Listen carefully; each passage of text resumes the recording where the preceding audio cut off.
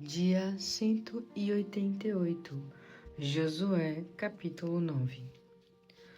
Os reis dos territórios vizinhos que viviam a oeste do Jordão, nas montanhas de Cefalá, estendendo-se pela costa do mar Mediterrâneo até o Líbano, ficaram sabendo o que tinha acontecido com Jericó e com Ai. Eram os reis dos heteus, dos amorreus, dos cananeus, dos ferezeus, dos heveus e dos jebuseus. Eles resolveram unir seus exércitos depressa para lutar contra Josué e contra os israelitas. Contudo, quando os habitantes de Gibeon souberam o que o Josué tinha feito com Jericó e Ai, foram espertos. Enviaram embaixadores a Josué, como se a viagem feita fosse muito longa, trazendo jumento com os lombos carregados de sacos gastos e vasilhas de couro para o vinho velhas e remendadas. Os homens calçavam sandálias gastas e remendadas e usavam roupas velhas. O pão que levavam estava duro e bolorento. Chegando ao acampamento de Gilgal, disseram a Josué e aos homens de Israel: Viemos de uma terra distante para fazer um tratado de paz com vocês. Os israelitas responderam a estes heveus de Gibeon: Como podemos ter a certeza de que vocês não vivem aqui por perto? Então, como faremos uma aliança com vocês? Somos seus servos, disseram a Josué. Mas quem são vocês? Perguntou Josué. De onde vieram? Eles disseram: Somos de um país distante. Ouvimos falar do grande poder do Senhor, o Deus de Israel, e de tudo o que ele fez no Egito e também nos 2 reis dos amorreus, Sehon e rei Hesbom, e Og e rei de Bassã, que estavam em Astarote. Por isso, os nossos líderes e os nossos povos nos deram as seguintes instruções: Preparem-se para uma longa viagem. Vão ao encontro dos israelitas com uma proposta de paz, declarando que a nossa nação está disposta a ser escrava do povo de Israel. Estes pães tinham acabado de sair do forno quando partimos, mas agora vocês veem e estão duros e bolorentos. Essas vasilhas de couro eram novas e vejam como estão agora velhas e remendadas. Nossas roupas e sandálias estão velhas e gastas por causa da nossa longa viagem. Os israelitas examinaram as provisões deles e acabaram acreditando. Não tiveram o cuidado de consultar o Senhor. Assim, Josué assinou um tratado de paz confirmado com juramento pelos líderes da Assembleia de Israel. 3 dias depois de fazerem um tratado de paz com os gibeonitas, os fatos vieram à luz. Aqueles homens e o povo deles viviam ali perto. Os israelitas encontraram as cidades dele no 3º dia de viagem. Eram as cidades de Gibeon, Quefira, Berote e Quirate-Jearim.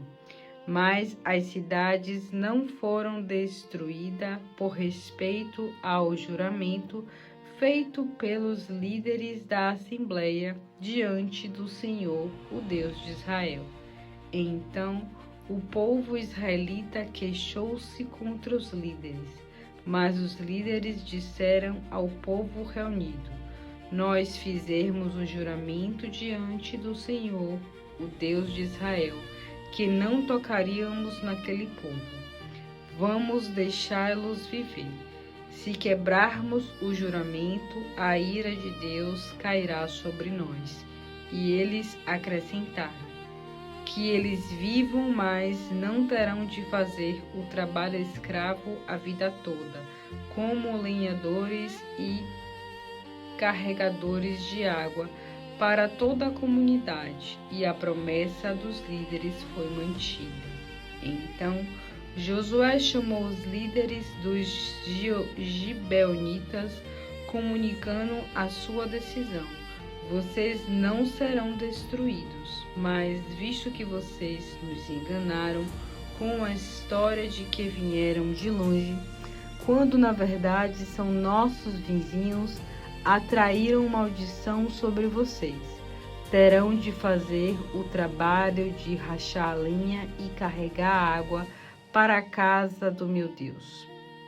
Eles responderam a Josué: Foi anunciado aos seus servos que o Senhor deu ordens a Moisés e o seu servo para que tomasse posse de todo este território e que acabasse com todos os moradores daqui.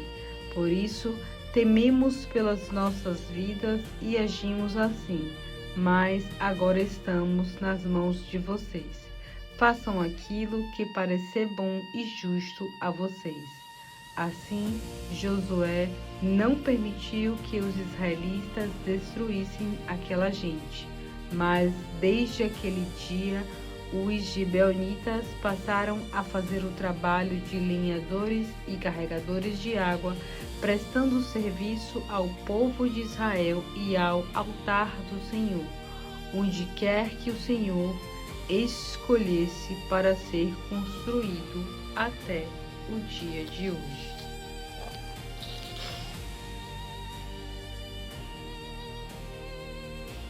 Salmos 140.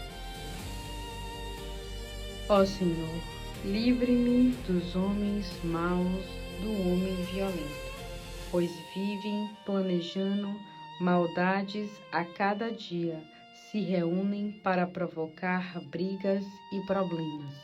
As palavras deles são mais perigosas que veneno das serpentes. Tem veneno de cobra em seus lábios. Proteja-me, Senhor, das mãos dos maus. Salve-me dos homens violentos, porque eles se esforçam para me tirar do seu caminho. Cheios de orgulho, preparam armadilhas para me apanhar, laços para me prenderem meus pés, redes para lançarem sobre mim. Sim, eles tentam de todos os meios armar ciladas contra mim. Eu, no entanto, digo ao Senhor: O Senhor é meu Deus. Ouça, Senhor, a minha oração pedindo misericórdia. Soberano Senhor, meu Salvador. Poderoso o Senhor guardou a minha vida nas batalhas. Não permita que os pecadores realizem seus planos malvados para me destruir, para que não se orgulhem. Ó Deus, faça voltar contra eles mesmo a maldade que espalham com suas palavras. Caiam brasas sobre eles e sejam atirados dentro do fogo ou em poços bem fundos, de onde jamais possam sair. Os mentirosos jamais conseguirão uma posição firme nesta terra. O homem violento será castigado com a violência, golpe sobre golpe. Sei que o Senhor cuidará pessoalmente do aflito e do necessitado e fará justiça ao pobre. Por isso, os justos darão graças ao seu nome e os homens íntegros viverão para sempre na sua presença. Salmos 141.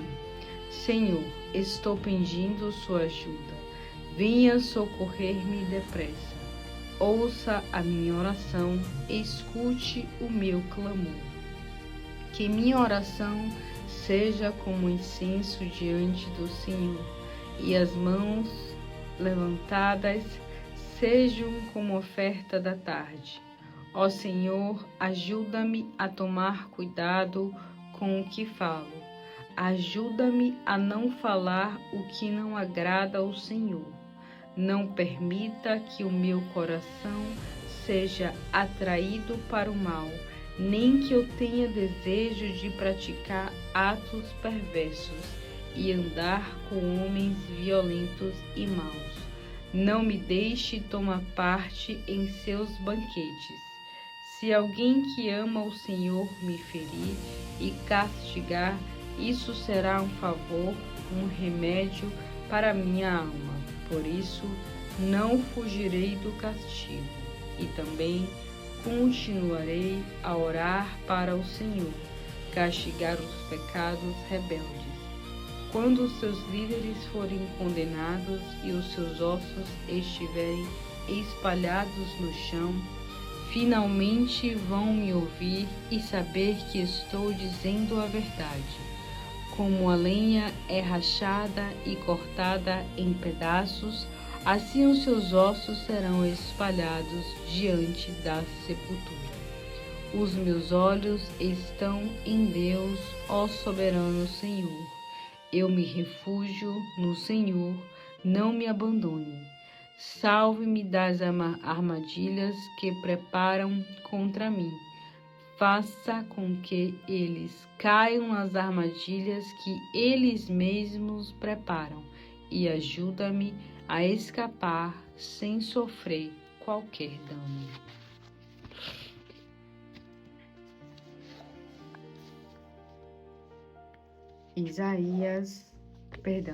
Jeremias capítulo 3.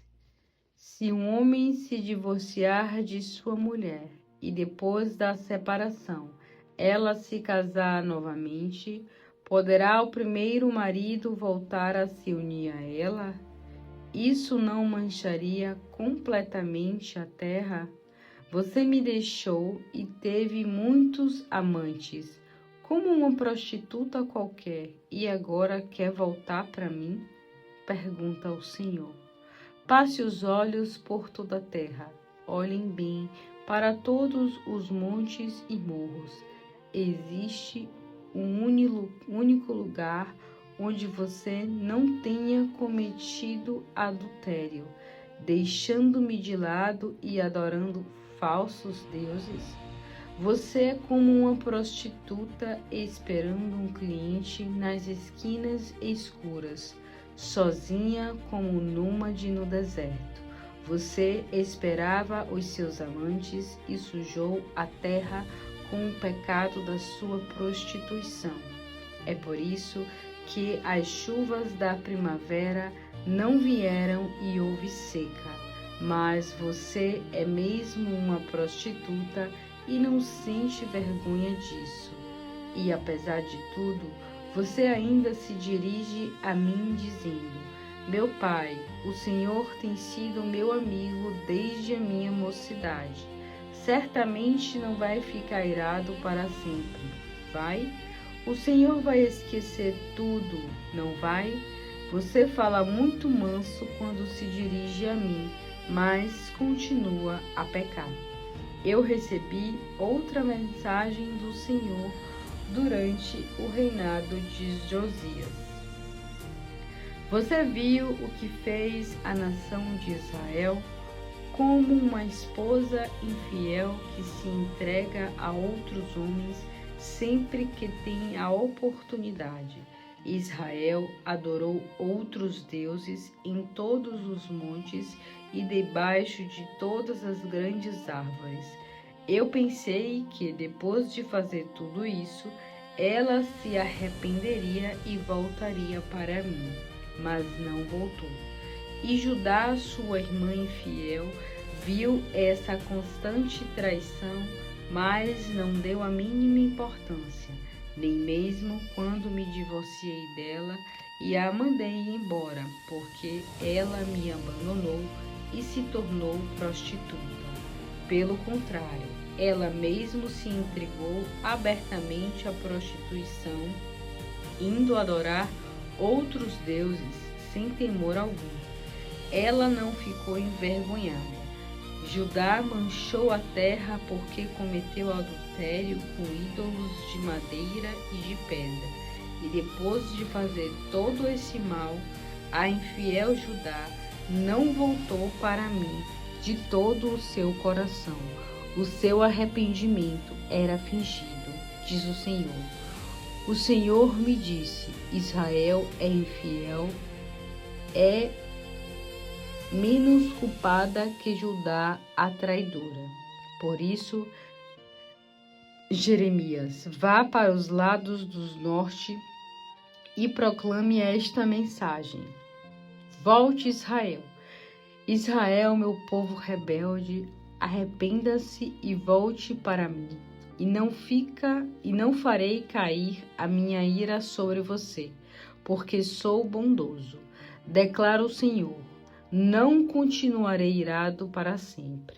Você precisa reconhecer o seu pecado, confessar que se rebelou contra o Senhor, o seu Deus, e que o traiu adorando ídolos estranhos debaixo de toda árvore grande, e confessar que você não quis ouvir a minha voz, diz o Senhor. Filhos rebeldes e desobedientes, arrependam-se e voltem. Eu sou o seu marido, diz o Senhor. Vou trazer alguns de vocês de volta a Sião, um daqui, outro de lá, desse e daquele grupo de famílias. Eu vou lhes dar pastores segundo o meu coração. Eles vão guiar todos vocês com sabedoria e entendimento. E então, quando vocês crescerem e se multiplicarem, e sua terra estiver cheia de gente, naqueles dias, diz o Senhor, vocês não terão mais saudade dos bons tempos. Vocês não sentirão saudades da Arca da Aliança. Ela não será lembrada nem construída novamente, porque o Senhor mesmo viverá entre vocês.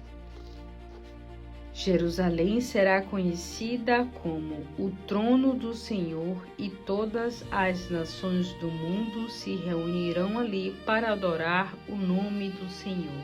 Nunca mais se inclinarão para fazer o que deseja o seu coração rebelde e mau.